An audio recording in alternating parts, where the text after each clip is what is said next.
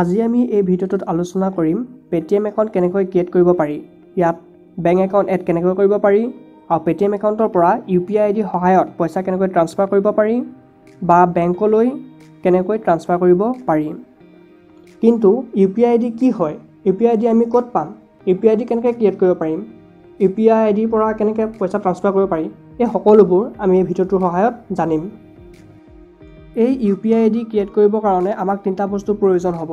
প্ৰথমে আমাক bank account লাগিব, দ্বিতীয়তে আমাৰ বেংক একাউণ্টৰ লগত মোৰ নিজৰ মোবাইল নম্বৰটো বেংকৰ লগত লিংক হৈ থাকিব লাগিব আৰু তৃতীয়তে আমাক ATM বা ডেবিট কাৰ্ড এখন লাগিব। তেতিয়াহে আমি UPI ID ক্ৰিয়েট কৰিব পাৰিম আৰু সেই UPI ID সহায়ত আমি পইচা ট্ৰান্সফাৰ কৰিব পাৰিম।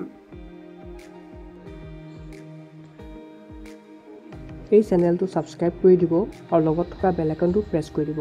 যদি এই ভিডিঅ'টো ভাল পালে তেন্তে লাইক কৰি দিব আৰু প্ৰথমতে আপোনাৰ নিজৰ মোবাইলৰ প্লে ষ্ট'ৰটো অ'পেন কৰিব। প্লে ষ্ট'ৰ অ'পেন কৰাৰ পিছত ইয়াৰ চাৰ্চ বাৰত গৈ চাৰ্চ কৰিব পেটিএম। তো প্ৰথম এপছটো হৈছে পেটিএম। ইয়াত মোৰ ইনষ্টল কৰা আছে, সেইটো কাৰণে অ'পেন কৰিব আহিছে। আপোনালোকে ইনষ্টল কৰি ল'ব। অ'পেন কৰাৰ পিছত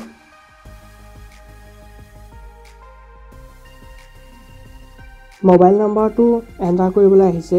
আমি মোবাইল নম্বৰটো ইয়াত এণ্টাৰ কৰিব লাগিব, যোনটো মোবাইল নম্বৰ বেংকৰ লগত লিংক হৈ আছে আৰু আমি পেটিএম একাউণ্ট ক্ৰিয়েট কৰিব বিচাৰিছোঁ। সেই নম্বৰটো ইয়াত এণ্টাৰ কৰিব।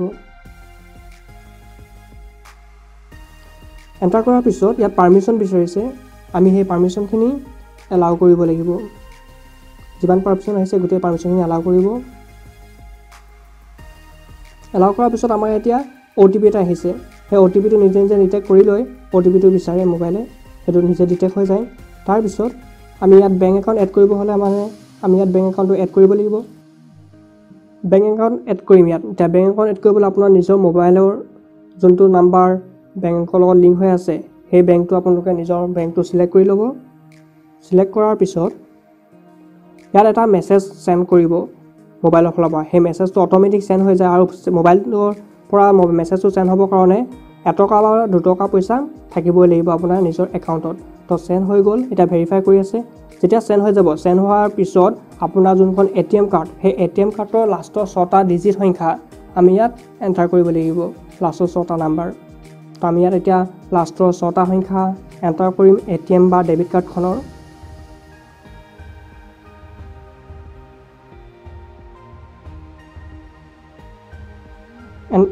এণ্টাৰ কৰাৰ পিছত ইয়াত প্ৰচিডটো ক্লিক কৰি দিব। প্ৰচিড কৰি দিয়াৰ পিছত আপোনাৰ ইয়াত এটা OTP আহিব।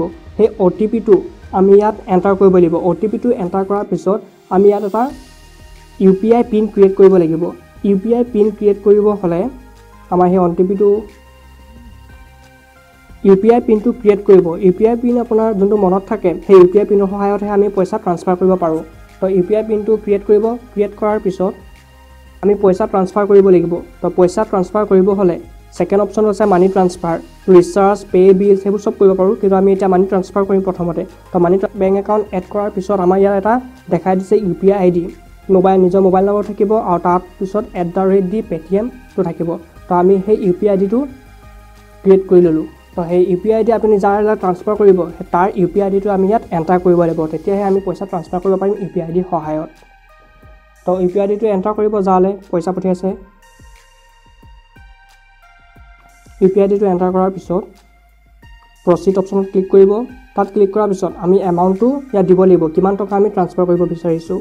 তো যিমান টকা ট্ৰান্সফাৰ কৰিব বিচাৰে সেই এমাউণ্টটো ইয়াত এণ্টাৰ কৰিব। মই ইয়াত 1000 টকা ট্ৰান্সফাৰ কৰিছোঁ, সেইকাৰণে 1000 টকা দিলোঁ। আৰু ইয়াত টাইপ ইয়ৰ মেছেজ, আপুনি কি কাৰণে পইচাটো ট্ৰান্সফাৰ কৰিব বিচাৰিছে সেইটো ইয়াত লিখিব পাৰে, নিলিখিব পাৰে, অপশ্যনেল হয়। সেইটো মেছেজটো লিখাৰ পিছত প্ৰচিড কৰিব। প্ৰচিডটো কৰাৰ পিছত আপোনাৰ যোনটো UPI পিন ক্ৰিয়েট কৰিছিলে সেই UPI পিনটো এণ্টাৰ কৰাৰ লগে লগে পইচাটো ট্ৰান্সফাৰ হৈ যাব বেংকৰ পৰা। নিজৰ বেংক একাউণ্টত কিমান বেলেঞ্চ আছে সেই বেলেঞ্চটো চেক কৰিব পাৰোঁ পেটিএম একাউণ্টৰ পৰাই। তো সেই বেলেঞ্চটো যদি আমি চেক কৰিব বিচাৰোঁ তো তেনেহ'লে আমি প্ৰথমতে UPI মানি ট্ৰান্সফাৰ অপশ্যনটো আছে, সেই UPI মানি ট্ৰান্সফাৰ ছেকেণ্ড অপশ্যনটোত আমি ক্লিক কৰিব লাগিব। ক্লিক কৰি স্ক্ৰল ডাউন কৰি তললৈ আহিব লাগিব। তললৈ আহি আমাৰ ইয়াত transfer to your own account সেই বেংক একাউণ্টটো আছে। সেই বেংক একাউণ্টৰ তলতে আছে চেক বেলেঞ্চ। আমাৰ বেংক একাউণ্টটো এড হৈ আছে, সেই এড হৈ থকা বেংক একাউণ্টটোত বেলেঞ্চটো যদি চেক কৰিব বিচাৰোঁ তো চেক কৰিব হ'লে ইয়াত চেক বেলেঞ্চ অপশ্যনটো আছে চেক বেলেঞ্চ অপশ্যনটো ক্লিক কৰিব ক্লিক কৰাৰ পিছত আপোনাৰ যোনটো UPI পিন ক্ৰিয়েট কৰিছিলে সেই UPI পিনটো এণ্টাৰ কৰিব এণ্টাৰ কৰাৰ পিছত আমাৰ ইয়াত কিমান বেলেঞ্চ আছে নিজৰ একাউণ্টত সেই একাউণ্টত যিমান বেলেঞ্চ আছে সেই বেলেঞ্চটো শ্ব' হৈ যাব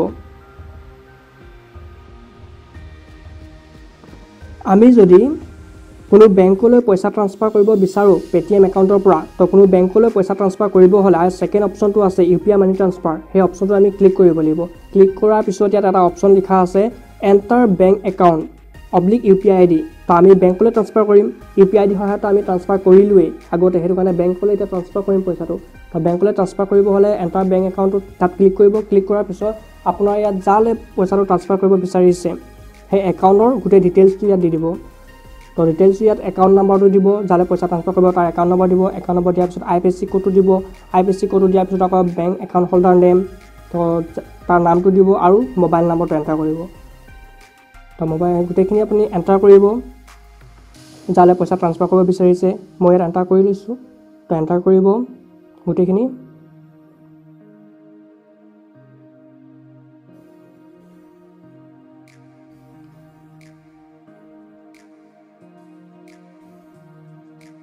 গোটেইখিনি ডিটেইলছটো ফিল আপ কৰি ল'লে গোটেইখিনি ফিল আপ কৰাৰ পিছত কনফাৰ্ম অপশ্যনত ক্লিক কৰিব কনফাৰ্মত ক্লিক কৰাৰ পিছত আপুনি কিমান এমাউণ্ট ট্ৰান্সফাৰ কৰিব বিচাৰিছে যিমান এমাউণ্ট ট্ৰান্সফাৰ কৰিব বিচাৰে সেই এমাউণ্টটো ইয়াত দি দিব তো মই 500 ট্ৰান্সফাৰ কৰিব বিচাৰিছোঁ কাৰণে এণ্টাৰ কৰাৰ পিছত আপোনাৰ ইয়াত আগতে আমি UPI পিনটো ক্ৰিয়েট কৰিছিলোঁ সেই UPI পিনটো ইয়াত আকৌ এণ্টাৰ কৰি দিব যোনটো UPI পিন আমি আগতে বেংক একাউণ্ট এড কৰাৰ সময়তে এণ্টাৰ কৰিছিলোঁ UPI পিনটো এণ্টাৰ কৰাৰ পিছতে তো ৰাইট ক্লিক কৰিব ক্লিক কৰাৰ পিছত আপোনাৰ পইচাটো ট্ৰান্সফাৰ হৈ যাব বেংকলৈ এনেকৈ আমি বেংকলৈ পইচা ট্ৰান্সফাৰ কৰিব পাৰোঁ পেটিএমৰ পৰা আপোনালোকে যদি QR কোড বা বাৰ কোড স্কেন কৰি পইচা ট্ৰান্সফাৰ কৰিব বিচাৰে পেটিএম একাউণ্টৰ পৰা বেলেগলৈ তো যালৈ ট্ৰান্সফাৰ কৰিব বিচাৰিছে তাৰ বাৰ কোড বা QR কোড স্কেন কৰি পইচা ট্ৰান্সফাৰ কৰিব বিচাৰে তেনেহ'লে ইয়াত পে' অপশ্যনটো আছে পে' অপশ্যনটোত আমি ক্লিক কৰিব লাগিব ক্লিক কৰাৰ পিছত যালৈ ট্ৰান্সফাৰ কৰিব বিচাৰিছে তাৰ QR কোড বা বাৰ কোডটো স্কেন কৰিব